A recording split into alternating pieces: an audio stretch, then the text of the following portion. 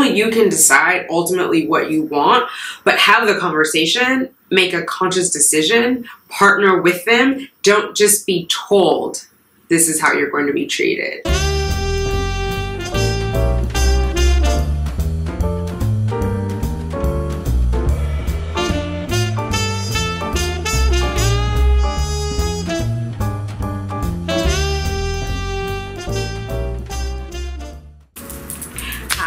Thanks for clicking on Simply Tanika. I am Tanika. If you are new here, welcome. Hit that subscribe button. Let's hang out a while. If you are returning, welcome back. What's up, fertility fam? We gotta do what? Let's get those babies, ladies. Drops fall and the beauty of it all. Hey fam, how are you? I hope you are well. I wanted to come on today and give a quick update. I've got a lot of questions about my experience with RMA New York, and I did do one video specifically on my experiences, but I didn't summarize why I would not recommend them, and so I wanted to come on here and clarify because I've just gotten a lot of emails. So I would not recommend RMA New York for the following reasons. I only saw my doctor twice. She only did my vaginal exam once, which was at my intake meeting. So, you know, you go in, you do all your paperwork, they look at your test results. She did my first ultrasound, and that was the only time that I had an exam by her. The second time I saw her was after I had had a couple of IUIs that had not been successful, for her to check in with me, and she was pressuring me into donor eggs. And she was like, you know, she had said that in my intake, you could be pregnant tomorrow. She said it again during this, like, you know, summary visit or recap visit to kind of go over my protocol. And so I just thought it was odd. And now that I am at a different place, my doctor is the one that does my vaginal exams. I see her. The only time that she didn't do it was she was in the room. There was a resident or RA was there doing it, but my doctor was in the room. And then there was another time where I was late. And so I think a PA did my vaginal exam for my check-ins, my checkups. But other than that, my doctor sees me when I go in for my RE appointments at my new place. That did not happen at RMA. It was whoever was on duty, which is why I dubbed it the baby factory. They cannot have the volume of clients that they have.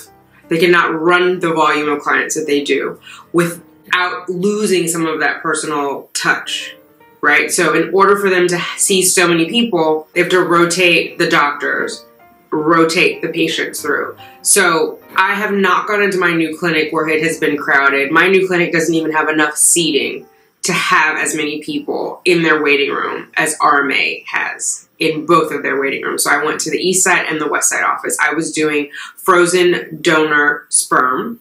And so they only did that over on the east side. But my original clinic was on the west side, and that was closer to work. So yeah, there were so many seats. And I remember that from my very first visit of like, why are there so many seats in here? They have a huge volume of clients, which is great because that means they can serve more people. If that's okay with you. I am a first class girl, meaning I fly first class. I like that high touch experience. I expect to be treated when I go to the doctor like I am in first class.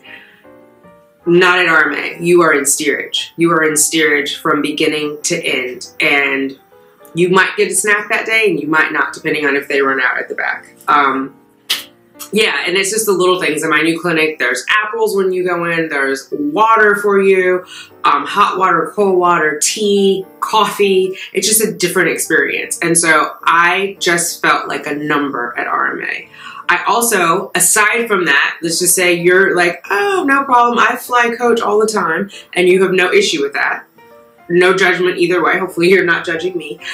The other thing is, I just think the protocol, because of the baby factoriness, was off because, for example, you go in at the beginning of your cycle when you're doing a medicated cycle day 2 through 4. At RMA, they only did blood work. There was no ultrasound. So I could have had cysts left over from before. Anything could have been going on in my uterus and no one would have known. I took blood work. Based on that blood work, it was determined whether or not I would be medicated. One time my FSH was too high, so it was decided I would not be medicated.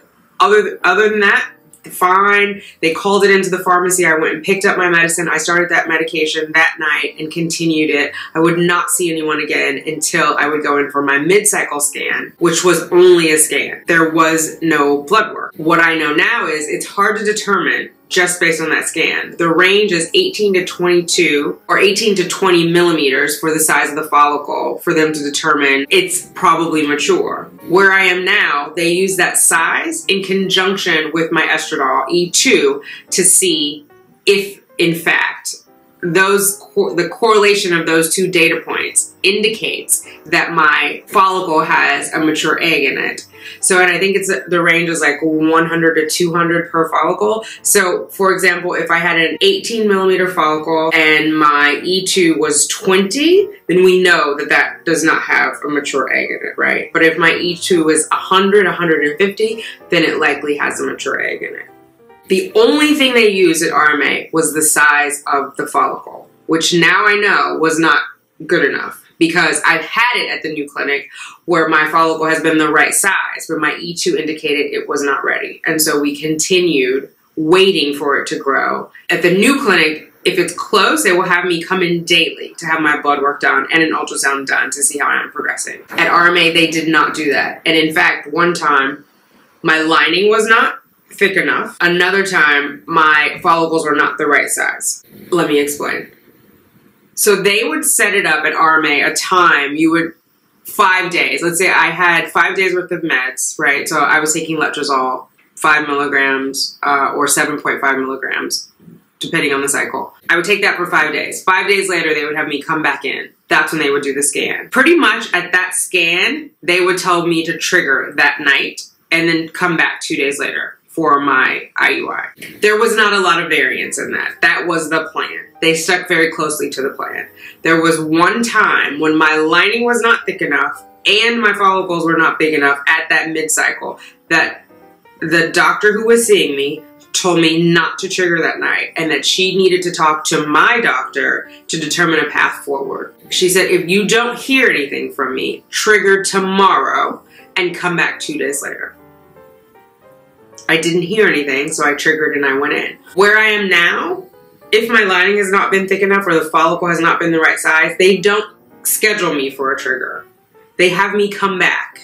They have me come back. They check out what my body is actually doing and then base the protocol on that. So it's not a checklist predetermined without variance. It is actually in real time. So at RMA, it was a checklist. Again, which further supports my belief or my feeling that it is a baby factory. The other thing is, with the timing, it didn't always feel like it made sense. Like, no matter what, it was 36 hours later. 36 hours after trigger, I was scheduled for my IUI, no matter what. At the new clinic, depending on what my blood work comes back, because again, they're doing blood work at the mid-cycle scan. RMA was not. If my blood work indicated that I was nearer to ovulating on my own at my new clinic, they adjust my trigger and then my insemination based on that. For example, there was a time where we were waiting for my lining to thicken at my new clinic. My follicles were very close to being mature. We were checking my E2. Checking my luteinizing hormone, which, as you know, indicates ovulation is coming. And she also had me take OPKs at home. So she wanted me, my RE wanted me to test my ovulation in the afternoon and in the morning to see what was going on. When I got a positive OPK, I was already scheduled to go. When I went in that morning, the blood work also indicated that my body was priming for ovulation. They had me trigger that night. Then they had me come in the next morning for my IUI so that the timing was right? We didn't want to wait 36 hours because we would have missed the ovulation. At RMA, we don't know because we did not do the blood work at the time we did the scan, how close I was to ovulation, if my follicles were actually mature, based on 2 pieces of data correlating. We were only going on the size of the follicle, which now that I know doesn't always clearly indicate, because again, it could be 18 and have a mature follicle. It could be 20 and not have a mature follicle. I've had those instances at my new clinic. At RMA, we were missing key pieces of data to make decisions in a procedure that is very time specific, particularly because I was using frozen sperm, which has a shorter life, right? It's only 12 hours. It's not like fresh sperm that has 4 days. Now, and that's 4 days without washing. Washing fresh sperm may reduce it. Not the point of this conversation. But it wasn't optimized. It was baby factory. And there are no published rates of success for IUI. So I don't know if RMA has successful IUIs or what their rate is or if they're even striving for a specific rate because it's not reported. It's not recorded in any way. It's not something I can pull up online. The same way that IVF is, right? IVF, there is a registry, SART. They report it. It's like a year. It's actually 2 years back. So right now, the 2015 report is finalized. 2016 is in draft. Those numbers are reported, so they have a higher standard, it feels like, which is why at RMA they did not want to do IVF with my own eggs because it would not be good for their stats if it didn't go well. The donor egg gave them a higher chance of success, so that's what they wanted. And it didn't matter that that child was not biologically related. They were pushing that hard and fast. That's a whole separate issue, because some people will go the route of donor eggs and they're okay with that and they're fine. And it's not that I wasn't okay with it. It just wasn't the route for me. And I did not like feeling like I was in the baby factory. So no ultrasound at the first visit of the cycle. No blood work at the second visit of the cycle. No variance in my protocol based on what my body was doing. And I did not get to see my doctor. Those are the 4 reasons why I would not recommend RMA of New York. Hopefully that covers the questions that I've been getting. If not, I'm happy to do more videos if there's anything specific you want to talk about. Again, I went to both the East Side and the West Side RMA in New York. I never went to Jersey or any other RMA. I don't know if they're all the same. I would caution anyone who's going to any clinic, when you go for your first initial consultation, ask them what their protocol is. Ask them what you can expect. Ask, doc, how often will I see you when I'm coming in for my exams? After a while at RMA, it became a running joke for me. Like, I'm meeting a doctor and then they're inside my vagina. Like, it was weird. And you kind of get desensitized to it. It does. I just felt like I was on an assembly line, or again, I was in steerage. It just didn't matter. Like, I didn't feel like I got a high touch level of care. But I would ask, how often am I going to see you, doc? Will you have blood work and ultrasound at my first cycle visit, the beginning of my cycle? Will you have blood work and ultrasound at my mid-cycle visit? And then ask why or why not, so that you have some sort of engagement. And I think also it lets the doctor know that you're informed about the process and that you want to partner with them and you're advocating for yourself for what you want. And it's not the end of the world if they say no, they don't, and you're okay with that. Or if your doctor's like, you'll never see me, but I guarantee you get a baby. Like, only you can decide ultimately what you want, but have the conversation, make a conscious decision, partner with them. Don't just be told this is how you're going to be treated. Ask and agree that that's how you want to be treated, because you're paying for it.